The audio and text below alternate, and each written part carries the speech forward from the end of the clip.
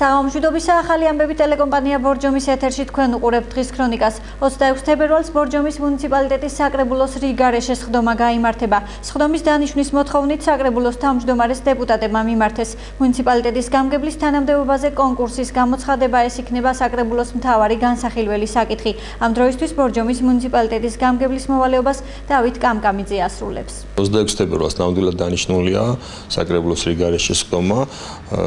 ორი დღის წინ საკრებულოს წევრთა ერთმა მესამედმა მოგმართა მოთხოვნით დანიშნული იყო რიგარეშე სხდომა.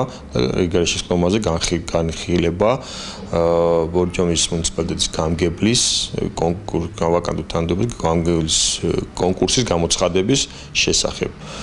ყველაფერი კანონის დაცვით ხდება, მოხდა და ამიტომ ჩვენ ვალდებული ვიყავით მოგვეწვია სხდომა, რომელიც სამშაბათს გაიმართება. ყოფილი პროფტექნიკური სასწავლებლის საერთო საცხოვრებელში მცხოვრებლები ბინების საკუთრებაში გადაცემას ითხოვენ. აქაურები დღემდე ვერ ახერხებენ ბუნებრივი აირის გაყვანას. ასევე პრობლემაა დენზე გამრიცხველიანებაც. მოსახლეობა აღნიშნული საკითხების მოგვარებას ითხოვს. ყოფილი პროფტექნიკური სასწავლებლის საერთო საცხოვრებელ შენობაში მცხოვრებ 24 ოჯახს ბინების საკუთრებაში გასულ წელს გადაეცა. კორპუსში დანარჩენი 34 ოჯახი საცხოვრებელი ფართებით დროებით სარგებლობს. ისინი ბინების საკუთრებაში გადაცემას ითხოვენ. ზოგიერთი მათგანი დღემდე გაუსაძლეს პირობებში ცხოვრობს. როგორც ისინი აცხადებენ, სარემონტო სამუშაოებს იმ მიზეზით ვერ იწყებენ, რომ ეს ფართები მათი საკუთრება არაა. ზოგიერთ მათგანს არასაკმარისი ფართობის პრობლემაც აქვს. საკუთრებაში არა გვაქვს და მარტო ამაზე გვაქვს. ჩვენ ახლა ეს განცდა რომ არ ვიცი ახლა გვეუბნებიან რომ დაგაკმაყოფილებთ და მოგცეთ საკუთრებაში, მაგრამ ეს ალბათ დრო უნდა ამას. ახლა გამგეობაში რომ ვიყავით გვითხრენ რომ სულ მალე იქნება. პრობლემა არის მეორე პადულებთან დაკავშირებით. პადულებზე ამაზე პრობლემა იქნება, ანუ თუ არ გადაიხდითო, ანუ თუ არ გავა ეს აუქციონი. ესაო ბიზნეს ფაქტად ითვლებაო და მე პადულებში ვერ ვხედავ ბიზნეს ფაქტის მდგომარეობას. ეს ვინ გითხრათ? არა, აქ ნიშნავს ყოველ შემთხვევაში ასეთი ლაპარაკია, მაგრამ აღარ ჩვენ ვფიქრობ, რომ ამაშიც გაგვიგებენ, რადგან თუ კი დაკანონება უნდა მოხდეს დროებით ის მუდმივ სარგებლობაში, რატო არ უნდა მოხდეს პადულის დაკანონება, გადმოცემა ჩვენ სასარგებლოდ, რომელიც პადულებზე მთელი კორპუსი დგას. ბინების დანაწილების შედეგად ჩამომერთა 34 კვადრატული მეტრი და 6 სული დარჩი 25 კვადრატულ მეტრში. არც ტუალეტი მაქვს, არც სამზარეულო, არც წყალი, ერთ სიტყვით არაფერი. თხოვულობთ დაგვიკანონდეს, მოგცენ, კანონიერად მოგცენ. თუ კი ჩემ ოჯახს 6 სულს 24 კვადრატული მეტრი ეკუთვნის, ეს ასად არ არის. მაქვს უფლება მოვითხოვო ის რაც ჩამომართეს. ჩემო მასახლეს ამ ფარჩი, სადაც არ არსებობს არც ფანჯარა, არც პოლი, არც წყალი, არც ძენი, არც გაზი და არანაირი საცხოვრებელი პირობები.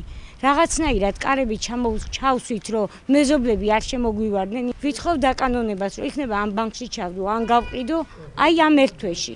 ან გავასხვისო, ან დავალომბარდო, რომ ეს ფულით 15,000-მა გადასახდელი საავადმყოფოში. როგორც ბორჯომის მუნიციპალიტეტში აცხადებენ, საკუთრებაში ბინები იმ ოჯახებს გადაეცათ, რომლებსაც 2007 წლამდე აღნიშნული ფართები ჰქონდათ დაკავებული. ადგილობრივ ხელისუფლებაში იმასაც განმარტავენ, რომ მოსახლეობისათვის ჩამორთმეული ფართობების დაბრუნების საკითხი მოქმედი კანონმდებლობით მომავალში იქნება გათვალისწინებული. კანონმდებლობაში ცვლილებების შეტანის შემთხვევაში, როცა ფლობა გადატანილი იქნება 2007 წლიდან ალბათ შემდეგ წლებში და ჩვენ ამაზეც უკვე საკითხი დაყენებული გვაქვს, ამ შემთხვევაში მოხდება ქონების გადაცემა საკუთრებაში ამ მოქალაქეებზე.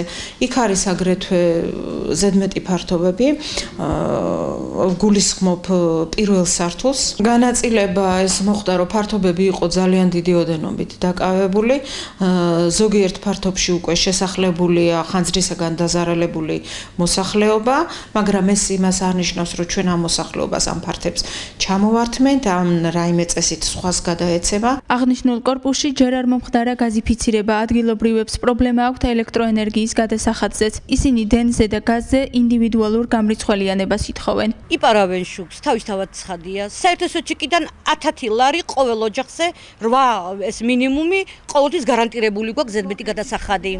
ჩხუბია ხდება, იმიტომ რომ ერთი მრიცხველი, კი, საერთო მრიცხველი, არა, ყველას თავისი მრიცხველი აქვს, მაგრამ მაინც გადის საერთოშია ყველა და ამ საერთოს ანაწილებენ იმ ოჯახებზე, რომლებიც მართლა ძირითადად ვიხდით. მე 90 ლარს ვიხდით თვეში ელექტროენერგიის გადასახადს.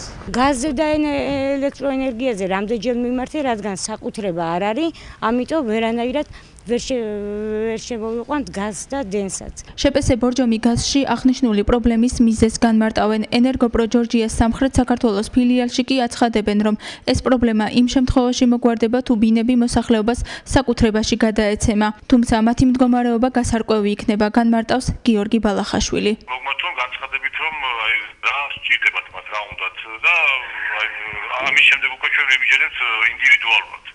ჩვენ გვაქვს აკოლ დადგენილებები არსებობს ემეკისა, რომლის მიხედვითაც ჩვენ ხელმძღვანელობთ ნაწილი საკითხია სხვაგვარად, ნაწილი სხვაგვარად და ანუ განხილვა სჭირდება ამ საკითხს. ანუ ჯობია შემოიტანონ და მე ვიმიჯეროთ ამ საკითხს.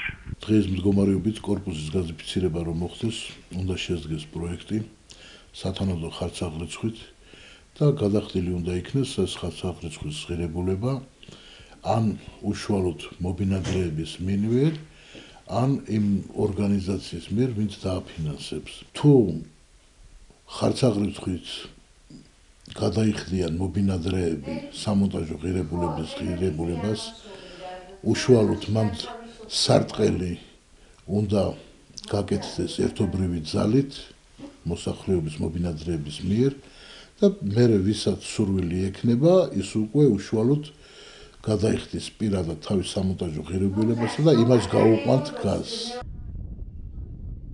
ბორჯომის ცენტრალური პარკის მიმდებარე ტერიტორიაზე 9 აპრილის ქუჩაზე არსებული საცხოვრებელი სახლის სარეკონსტრუქციო სარემონტო სამუშაოების ძირითადი ნაწილი დასრულებულია. თუმცა აქ მცხოვრები ოჯახები ჯერ კიდევ არაერთი პრობლემის შესახებ საუბრობენ. საცხოვრებელი სახლის დემონტაჟი გასულ წელს ამ ქუჩის რეაბილიტაციის პროექტის ფარგლებში მოხდა. ამ საცხოვრებელი სახლის სამშენებლო და საკომუნიკაციო სამუშაოების ძირითადი ნაწილი დასრულებულია.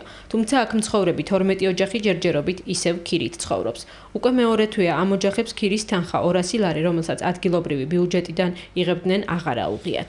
ამ წუთში ვართ ქირითა, რომ ისევ არ გაგვიწყვიტონ, რომ ეს ქირა გადავიხადოთ ეს 200 ლარის თუ დაგვეხმარებიან. ეს მეორე თვე არ აგვიღია რა. და თქვენი ხდით თქვენ?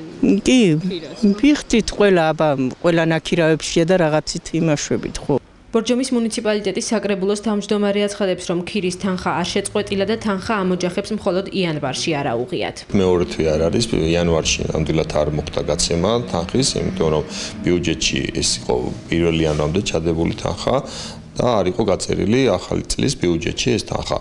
ეს თანხავი ამ ბიუჯეტში როცა მოხდა ცვლილებები, შევიდა, შეტანილია და მაისამდე ეს მოსახლეობა, პარკის მოსახლეობა მიიღებს ამ ბინის ქირას, რომელიც მათ მანამდე ჰქონდათ ეძლებოდათ იგივე რაოდენობით, იგივე პირობებით. ამ სახლში მცხოვრებლები აცხადებენ, რომ ამ ეტაპზე შენობაში ბუნებრივი აირი შეყვანილი არ არის, რაც ადგილობრივ ხელისუფლებას საკუთარი ხარჯებით აქამდე უნდა გაეკეთებინა. შენობაში შეყვანილია სასმელი წყალი, ხოლო ელექტროენერგიის შეყვანის სამუშაოები ამ დრომდე მიმდინარეობს. გაზი კიდევ რომ რაც შეიძლება მალე რომ შემოგვიყვანონ ეს გაზი. გაზი რო იქნება მაინც კარგია. თუ შეიძლება რომ ეს გაზიც იმასაკნა რა. რაც შეიძლება მალე და შიგნით თუ რამით დაგვეხმარებიან კიდევ იმაზეც მადლობელი ვიქნებით. კონდა გუშინ მოლაპარაკება ბორჯომ გაზის წარმომადგენლებთან და გააკეთებენ პროექტს და გაზის მონტაჟი პროექტს და მონტაჟს მუნიციპალიტეტი გაუკეთებს ამ ბინასთან მთლიანად ჩვენ გადავიხდით ამ თანხას, რომელიც საჭირო იქნება აი გაზის მონტაჟისათვის თითოეული მოსახლისთვის. ამ დროისთვის შენობაში ბინების ნაწილი დაკეტილია, ნაწილში კი სარემონტო სამუშაოები მიმდინარეობს. აქ მცხოვრებლებმა ოთახებში სარემონტო სამუშაოები საკუთარი ხარჯებით უნდა გააკეთონ. საქართველოს საჯარო და კერძო სკოლებში საატესტატო გამოცდები მიმდინარეობს. მოსწავლეებს ტესტირება საბუნებისმეტყველო საგნებში უტარდებათ. გამოცდების პირველი ეტაპი 25 თებერვალს დასრულდება. სხვა მუნიციპალიტეტების მსგავსად საატესტატო გამოცდები ბორჯომშიც მიმდინარეობს. მე-12 კლასის მოსწავლეები პირველ ეტაპზე საბუნებისმეტყველო საგნებს აბარებენ. ტესტირებას ისინი 4 საგანში გადიან. გამოცდებს ამჯერად სკოლები ატარებენ. საატესტატო გამოცდების პირველი ეტაპი 25 თებერვალს დასრულდება. გუშინ წინ მქონდა პირველი გამოცდა გეოგრაფიაში, იყო საშუალო სირთულის კითხვები. დღეს მქონდა ქიმიაში. კარგად დავწერე ჩემი აზრით და რა ვიცი, მაქვს იმედი რომ ჩავაბარებ და ორი დამრჩა კიდევ. მე იქნა გამომდინარე რა ექსტერნად ჩავაბარე, მაინც სისტემატურად მეცადინებდი და ძალიან რთული არ ყოფილა და შედეგებს ველოდებით. დღეს იყო ქიმიაში და დაგვრჩა ბიოლოგიასა და ფიზიკაში. ბავშვთა რაოდენობა არის სულ 59, არიან როგორც წლევანდელი კურსდამამთავრებულები, ისე ექსტერნის წესით ჩასაბარებელი საატესტატოზე ბავშვები. გამოცდები მიდის 7 მოწესრიგებულ გარემოში, შემუშავებულია სპეციალური შინაგანაწესის გამოცდების მიმდინარეობის. წინა გამოცდამში ძალიან კარგად ჩაიარა, არც ერთი არ ყოლია ესეთი წარუმატებელი მოსწავლე. დღევანდელ გამოცდაც მიმდინარეობს 7 გარემოში. იმედი მაქვს, რომ ეს გამოცდები წარმატებით ჩაევლის და ყველა ბავშვს უსურვებ წარმატებას. მოსწავლეების შედეგები სკოლებში ეტაპობრივად გამოქვეყნდება. აღნიშნული მონაცემები კი შემდეგ ადგილობრივ საგანმანათლებლო რესურს ცენტრში გადაიგზავნება. საატესტატო გამოცდების მეორე ეტაპი სკოლებში შემოდგომაზე დაიწყება. ჩვენი რაიონის სინამდვილეში 12 სკოლა ატარებს ასეთ გამოცდებს, არ ატარებენ არაქართული სკოლები, ეს არის ტაბაწყო და ბალანთა, რატომღაც მიიჩნიეს, რომ ჯობია საგაზაფხულო სესიაზე ჩატარდეს საატესტატო გამოცდები, ანუ იქ 8 გამოცდის ჩატარება მოუწევთ, თუ ვინმე ვერ მიიღო ის მინიმალური კომპეტენციის ზღვარი, რაც არის განსაზღვრული 5 ქულა, ვერ დაძლია, კიდევ აქვთ საშუალება, შანსი გამოასწორონ საგაზაფხულო სესიაზე და გავიდნენ კიდევ ხელმეორედ გამოცდას. პასუხები სკოლებს უკვე გამოკრული აქვს, 2 დღის ვადაში ესენი ასწორებენ და აკრავენ გამოსაჩენ ადგილზე, ანუ ყველა საგნი თითოეული საგნის პასუხს კი და საბოლოო შედეგები შემდეგ გამოცდების დამთავრების მერე ვალდებული არის რესურს ცენტრში გამოაგზავნა და ჩვენ უკვე განათლების სამინისტროს ვაწყდით აი ამ ინფორმაციას. სპორტის სპეციალური საჭიროების მქონე მოსწავლეებისათვის დღეს განათლებისა და მეცნიერების სამინისტროში ინკლუზიური განათლების ახალი გზამკვლევის პრეზენტაცია გაიმართა. გზამკვლევი მასწავლებლებს სპეციალური საგანმანათლებლო საჭიროების მქონე მოსწავლეების სპორტის გაკვეთილებში ჩართვაში დაეხმარება.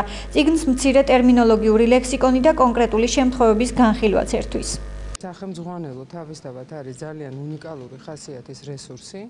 იმიტომ რომ ის ეხმარება არა მარტო სკოლის მასწავლებლებს, არამედ ყველა იმ ადამიანს, რომელიც პირდაპირ ან არაპირდაპირ მუშაობს ბავშვებთან, განსაკუთრებული საჭიროებების მქონე ბავშვებთან და ხელს უწყობს რეალურად რაღაც ძალიან კარგი ცოდნის ჩამოყალიბება სპეციალისტებში, თუ როგორ არის შესაძლებელი, რომ განსაკუთრებული საჭიროების მქონე ბავშვები ინტეგრირებული იყვნენ ნებისმიერ გარემოში. ეს იქნება სპორტი, ფიზიკური აღზრდა, როგორც სასკოლო გარემოში, ასევე სკოლის გარემოში, სკოლის გარეთ არაფორმალური განათლების გარემოში. და სახელმძღვანელო მოიცავს ისეთ მნიშვნელოვან თემატიკას, როგორც არის სმენის პრობლემების მქონე მოსწავლეების სწავლება, როგორც ჩავთოთ ის საგაკვეთილო პროცესში, რა მიდგომებით უნდა იხელმძღვანელოს პედაგოგმა იმისთვის, რომ ამ ბავშვისთვის აკადემიური ცოდნა იყოს ხელმისაწვდომი და ცხადია, ძალიან დიდი მადლობა მინდა გადაუხადო ამ სახელმძღვანელოზე მომუშავე ჯგუფს, ისევე როგორც საერთაშორისო დონორ ორგანიზაციებს, რომლებმაც ფინანსურად უზრუნველყვეს ასეთი მნიშვნელოვანი რესურსის